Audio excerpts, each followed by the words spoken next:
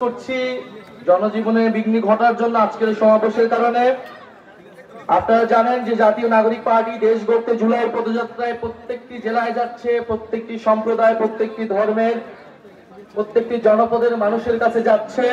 কারণ আমরা মনে করি একটি অন্তর্ভুক্তিমূলক গণতান্ত্রিক বাংলাদেশী আমাদের প্রত্যাশা, যেই বাংলাদেশের সকল ধর্ম, সকল জনগোষ্ঠী, সকল সম্প্রদায় আমরা একসাথে মর্যাদা নিয়ে সহ নাগরিক হিসেবে বসবাস করতে পারবো।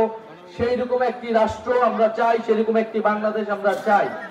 আমরা দেখেছি গত 50 বছরে বাংলাদেশকে নানাভাবে বিভাজিত করে রাখা হয়েছিল এবং এর যার বড় শিকার হচ্ছে পার্বত্য চট্টগ্রাম। পার্বত্য চট্টগ্রামে নানা বিভাজন, নানা অশান্তি জিয়ে রেখে অন্য একটি পক্ষ বারবার সুবিধা নেওয়ার চেষ্টা করে। আমরা এই তৃতীয় কোনো পক্ষকে আর সুবিধা নিতে দিব না।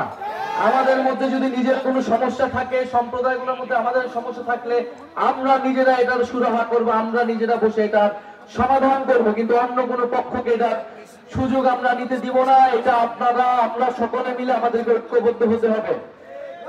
দ্বিতীয়ত, আমরা মনে করি যে বাংলাদেশে যে 72-এর সংবিধানের বিরুদ্ধে আমরা বলে আসতেছি যে মুজিববাদী সংবিধান, যেই সংবিধানে সকল জনগোষ্ঠীকে অন্তর্ভুক্ত করা হয়নি।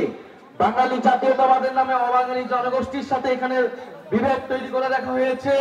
ধর্ম নিরপেক্ষতাবাদের নামে ইসলামের সাথে অন্য ধর্মের বিভেদ তৈরি করে রাখা হয়েছে।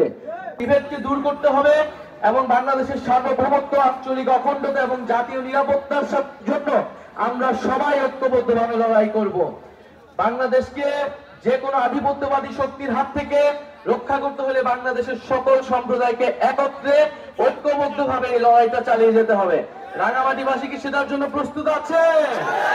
আমরা জানি রাঙামাটিবাসী, পার্বত্য চট্টগ্রামবাসী, এই তরুণ প্রজন্ম, এই গণ অভ্যুত্থানের যে নেতৃবৃন্দ, সেই নেতৃবৃন্দের প্রতি আস্থাশীল হবে।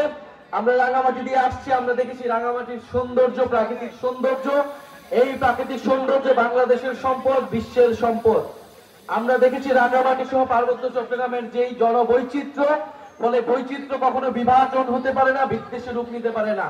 আমরা জাতি বিদ্বেষ, ধর্ম বিদ্বেষ সবকিছুর ঊর্ধ্বে গিয়ে একটি শান্তি সৌহার্দ্যের পার্বত্য চট্টগ্রাম পার্বত্য অঞ্চল আমরা গড়ে তুলতে চাই। আমরা একটি সৌহার্দ্যের বাংলাদেশ গড়ে তুলতে চাই। সেটার জন্য আমাদের ওয়াদা হতে হবে, সেটার জন্য আমাদের ঐক্যবদ্ধ হতে হবে। আরেকটি বিষয়, আমরা যেমন আমাদের সম্প্রদায়ের মধ্যে সৌহার্দ্য চাই, সম্প্রীতি চাই, একই সাথে আমাদের যে ফ্যাসিবাদ বিরোধী রাজনৈতিক দলগুলো রয়েছে, সেই রাজনৈতিক দলগুলোর মধ্যে আমরা সেই সৌহার্দ্য এবং সম্প্রীতি চাই। পুরনো সংঘাত এবং বিরোধিতার রাজনীতি থেকে আমাদের বের হয়ে আসতে চাই। আমরা যদি কোনো সমালোচনা থাকে, সেই সমালোচনা আমরা গণতান্ত্রিক ভাবে যাতে সবাই প্রকাশ করে, সেই আহ্বান সকল রাজনৈতিক দলের প্রতি আমরা দিতে চাই। আমরা সেই আওয়ামী লীগের আমলে দেখেছি রাজনৈতিক দলে দলে দ্বন্দ্ব, জনজীবনে যেই নিরাপত্তা বিঘ্নিত ঘটেছে, সেই রাজনীতি যাতে ফেরত নেওয়া যায়, সেই জায়গা থেকে আমরা যাতে সকল পক্ষ দায়িত্বশীল আচরণ করি, সেই আহ্বান আপনাদের দিতে চাই। জনগণের কাছে আমরা সবাই সবার বক্তব্য নিয়ে যাব। জনগণই বৈধতা, জনগণই ঠিক করবে জনগণ কাদের কাছে যাবে। রাঙামাটিবাসী, জাতীয় নাগরিক পার্টি আপনাদের কাছে পৌঁছে গিয়েছে। রাঙামাটির প্রত্যেকটি জনপদে, প্রত্যেকটি সম্প্রদায় আমরা পৌঁছে যাব। প্রত্যেকটি জনপদ সম্প্রদায়ের ধর্মীয় এবং সাংস্কৃতিক অধিকারের পক্ষে আমরা আছি। আমরা চাই আপনারা আপনাদের মাতৃভাষা আপনাদের সন্তানকে শিক্ষিত করবেন, আপনাদের সংস্কৃতি, আপনাদের ধর্ম, আপনাদের আচার আচরণ সবকিছু সংরক্ষণ করবে। রাষ্ট্র বা কোনো বাহিনী সেখানে বাধা হয়ে দাঁড়াতে পারবে না। প্রিয় রাঙামাটিবাসী, আপনারা ঐক্যবদ্ধ হন।